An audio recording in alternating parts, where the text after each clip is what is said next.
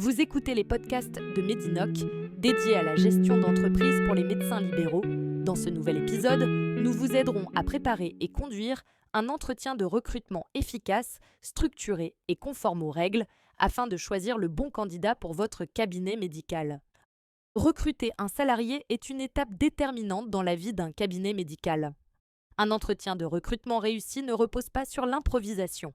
Il nécessite une préparation rigoureuse et une conduite structurée afin d'évaluer objectivement les compétences du candidat et sa capacité à s'intégrer durablement à votre équipe. Votre objectif principal est simple. Vous cherchez à savoir si la personne en face de vous est en mesure de remplir les missions confiées et de trouver sa place dans votre organisation.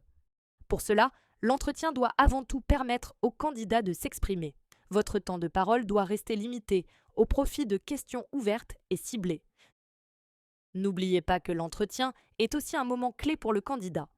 Il doit pouvoir comprendre votre fonctionnement, se projeter dans son futur environnement de travail et percevoir concrètement ce que vous lui proposez. Présentez clairement les missions, les conditions de travail, les moyens mis à disposition et l'ambiance du cabinet contribuent fortement à l'attractivité du poste. La réussite d'un entretien commence bien avant la rencontre. La première étape consiste à préparer précisément le poste. Vous devez analyser les responsabilités confiées, les compétences techniques attendues et les qualités comportementales nécessaires.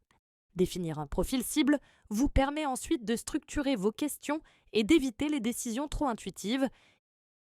Il est également essentiel de préparer une présentation claire de votre cabinet. Vous pouvez présenter votre activité, vos valeurs, votre organisation et vos objectifs sans entrer dans un discours trop long. Cette transparence facilite un échange équilibré et renforce la confiance dès le départ. La question de la rémunération doit aussi être anticipée. Avant l'entretien, vous devez avoir validé votre capacité de financement global.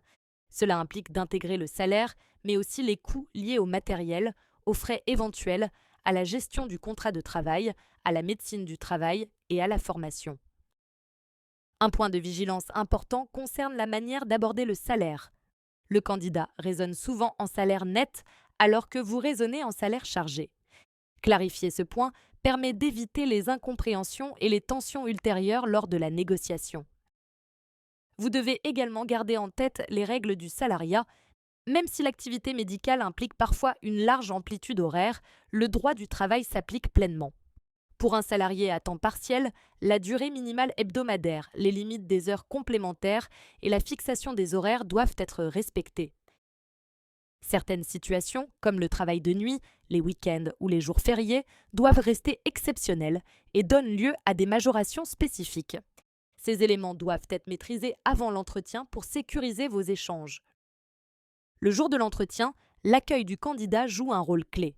Un accueil courtois et professionnel permet de mettre la personne à l'aise et d'instaurer un climat propice à l'échange. Un contact visuel, une attitude attentive et un cadre calme favorisent une discussion de qualité.